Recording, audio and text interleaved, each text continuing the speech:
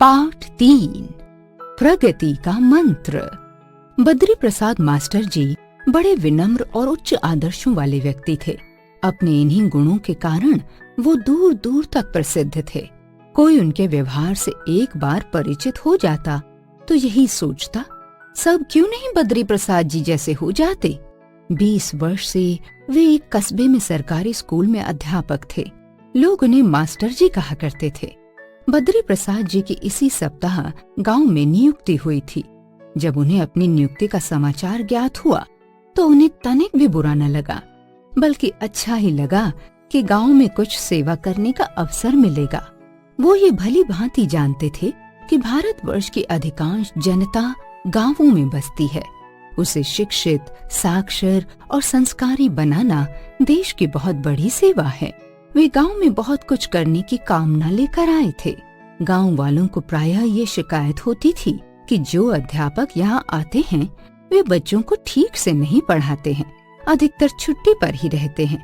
परंतु इस गांव में स्थिति ये थी कि अधिकांश माता पिता अपने बच्चों को पढ़ाना ही नहीं चाहते थे। इसका प्रमुख कारण था गरीबी। छोटे छोटे बच्चों को काम पर लगा दिया जाता, जिससे परिवार को कुछ आय हो जाती।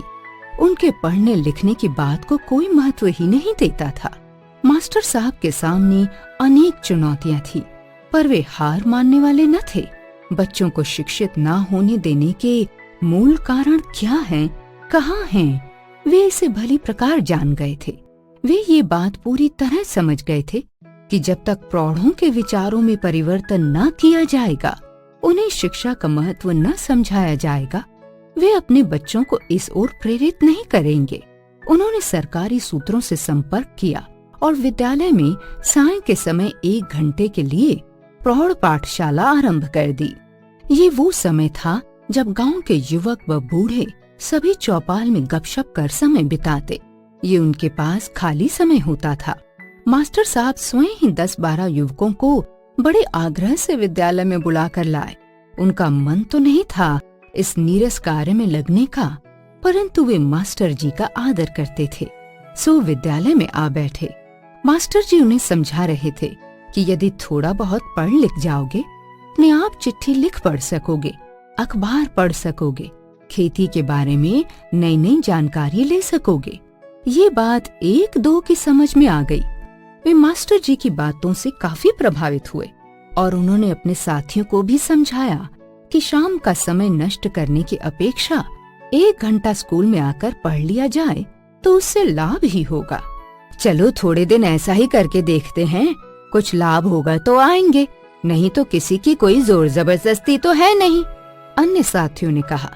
इस प्रकार मास्टर साहब की प्रौढ़ पाठशाला में 5-7 व्यक्ति रात्रि में आने लगे। मास्टर साहब उन्हें केवल अक्षर ज्ञान ही नहीं कराते थे, अपितु अनेक व्यावहारिक जानकारियां भी पुस्तकों से पढ़कर सुनाते, जैसे गांव में फैली बीमारियों से कैसे बचा जाए, सरकार किसानों की क्या क्या सहायता करती है, स्वस्थ कैसे रहा जा सकता है, इत्यादि। ये जानकर सभी को लगता कि किताबों में तो बड़ी उपयोगी बातें लिखी रहती हैं। अधिकांश गांव वाले सोचते थे कि नौकरी करने के लिए ही पढ़ाई की जरूरत है, पर ये उनका भ्रम सिद्ध हुआ। अब वे दूसरों को भी इस ओर प्रोत्साहित करने लगे। धीरे धीरे शिक्षार्थियों की संख्या बढ़ने लगी। अब वे अपने बच्चों को पढ़ाने के भी उतने विरुद्ध नहीं रहे थे। मास्टर साहब गांव की समस्या जानते थे। उन्होंने एक काम और किया। स्कूली पढ़ाई के बाद वे 1 घंटा बच्चों को वहीं रखते। इस घंटे में वे छोटे छोटे ऐसे काम बच्चों से कराते जिससे उन्हें कुछ पैसे भी मिल सकें। गांव का बनिया हर सप्ताह शहर का चक्कर लगाता था। उससे उन्होंने रद्दी अखबार मंगवा लिए। बच्चे उनके लिफाफे बनाते। बनिया जब शहर जाता तो उन्हें बेच आता। जो पैसे आते अपने अपने काम के हिसाब से सभी बच्चों को लागत निकाल कर दे दिए जाते। इसी प्रकार धीरे धीरे और भी काम प्रारंभ करवा दिए। सुतली की पट्टी, मूंज के आसन, ढाक के पत्तों के दोने पत्तल आदि बनाने का काम बच्चे बड़ी कुशलता से करने लगे। गांव से कोई न कोई तो शहर जाता ही था। मास्टर जी उसी से कहकर उन्हें भेजकर बिकवा दिया करते। इससे बच्चे महीने में कुछ रुपए तो कमा ही लेते थे। इस पर भी यदि कोई अभिभावक अपने बच्चे की पढ़ाई रुकवाता तो मास्टर जी उसके घर जाकर उसे समझाते कि इस समय ये भले ही तुम्हें कम पैसे लाकर दे रहा है, परंतु बड़ा होकर यह तुम्हें सुख देगा। अपने बच्चों के भविष्य पर कुल्हाड़ी मत मारो। किताब, कॉपी आदि सभी तो स्कूल से दी जाती हैं। क्यों अपने बच्चे को इससे वंचित रखकर उसे भी अपने जैसा ही बनाना चाहते हो? मास्टर जी के बार बार समझाने का परिणाम यह होता कि वह व्यक्ति बालक के कमाए थोड़े पैसे पर ही संतोष करता और उसे स्कूल भेज देता। मास्टर जी के प्रयासों से अभिभावकों के मन में ये भाव जाग गया कि हम भले ही भूखे रह लेंगे पर अपने बच्चों को शिक्षित अवश्य बनाएंगे। सच्ची लगन और निष्ठा से किए गए काम में कभी न कभी निश्चित रूप से सफलता मिलती है। मास्टर साहब को भी अपने प्रयासों में सफलता मिली। न केवल बालकों में, अभी तो बड़ों में भी पढ़ने की लगन जग चुकी थी। मास्टर साहब न केवल उन्हें साक्षर बना रहे थे, अभी तो अच्छे संस्कार भी दे रहे थे। व्यक्तित्व निर्माण, परिवार निर्माण और समाज निर्माण, ये उनकी शिक्षा के 3 लक्ष्य थे। इस कार्य में सबसे बड़ा सहयोग उनके विद्यालय की बालक सेना ही दे रही थी। पूरे गांव की सफाई करना, बरसात में गड्ढे भरना आदि अनेक कार्य वो करती थी। गांव की दीवारों पर उन्होंने सुंदर सद्विचार लिख दिए थे जो आने जाने वालों को प्रेरणा दिया करते थे। मास्टर साहब के संकल्प एवं अध्यवसाय ने गांव को प्रगति की दिशा दे दी थी। मास्टर साहब ने एक समिति भी बना ली थी जिसका नाम था ग्राम विकास समिति। इसमें गांव के बड़े बूढ़े और मुखिया तो थे ही, नवयुवकों को भी साथ लिया गया था। मास्टर जी को गांव का हर व्यक्ति अपना हितैषी मानने लगा था। वे जो भी कहते वे सब वैसा ही करने में जुट जाते। देखते देखते गांव में विकास समिति ने गांव की सीमा पर स्कूल के लिए पक्की इमारत बनवा ली। इसमें नवगठित युवक दल प्रातः व्यायाम करता। सुबह से बच्चों का जूनियर हाई स्कूल चलता था। दोपहर से शाम तक तरह तरह के कुटीर उद्योग के काम होते। रात्रि भोजन के बाद कुछ भजन तथा कीर्तन होता और प्रौढ़ पाठशाला चलती।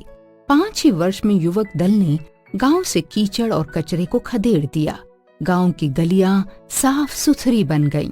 खेतों के पास कूड़ा घर और कंपोस्ट के गड्ढे बन गए। घरों को साफ सुथरा और लिपा पुता रखने की होड़ सी लग गई।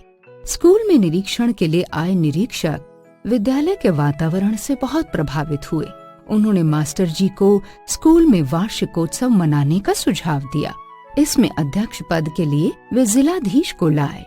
जिलाधीश महोदय गांव को देखकर हर्ष विभोर हो उठे। उन्होंने स्वयं तो प्रशंसा की ही, साथ ही अपनी रिपोर्ट भी सरकार को इस आशय से भेजी कि सरकार ने वो गांव आदर्श गांव योजना में शामिल कर लिया है। इस प्रकार सरकार की ओर से सभी विभागों जैसे कि व्यायामशाला, कुटीर उद्योग, प्रौढ़ पाठशाला आदि के लिए भरपूर सहायता भी दी जाने लगी। अब मास्टर जी की पदोन्नति भी हो गई। उनके लिए निरीक्षक पद पर नगर में आने का आदेश आया। ये जानकर सभी गांव वालों की आंखों में आंसू आ गए। मास्टर जी स्वयं भी उनसे जुड़ गए थे। जब सभी ने उनसे न जाने का घोर आग्रह किया तो वे उसे ठुकरा न सके। स्थायी रूप से उसी गांव में रहने का आदेश प्राप्त कर सदा के लिए वहां रह गए। वो गांव दूसरों के लिए प्रेरक उदाहरण बन गया। मास्टर जी जैसी सूझबूझ वाले और लगनशील कार्यकर्ता यदि प्रत्येक गांव में हो जाए तो देश का कायाकल्प होते देर न लगे। गांवों की प्रगति से ही देश की सच्ची प्रगति संभव